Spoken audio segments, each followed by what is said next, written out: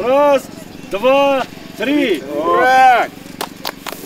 Капиталь яңартудан соң Зей Сарман юлын аштылар. Район башлыгы шушы юлдан өтүчеләргә изге теләкләрен җиткерде. Пусть дорога прослужит долго, значит, чтоб она была безаварийная. Ремонт эшләрен Зей автомобиль юллары идарәсе башкарды. Объектта тырыш хезмәт куйган юлчылар аерым хөрмәтләнде. Алар район башлыгының мактау грамотасына лаек булдылар.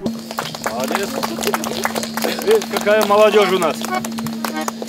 Зей Сарман юлында 3 километрда юллар яңартылды. Капиталь ремонт юлның норматив таләпләргә, хәрәкәт куркынычсызлыгына җавап бирмәү һәм җир өслегенең торышы канәгатьләнерлек булмавы сәбәпле ясалды.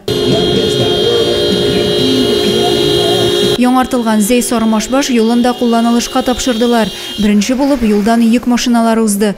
Ачылыш чарасында мәртәбәле кунаклар да катнашты.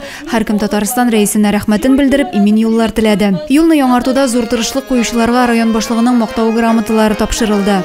Бу участокта 2000 чакрымга якын озынлыкта юл төзекләндерелде. Халык телендә мәлем юлын дип йөртелүче бу юл бик начар хәлдә булган. Шуңа күрә ремонтны бу яктан үтеп йөрүчеләр күптәннән көтте. Адилә Бурханова, Юлия Казамарова, Александр Тимофеев, Зей хәбәрләре.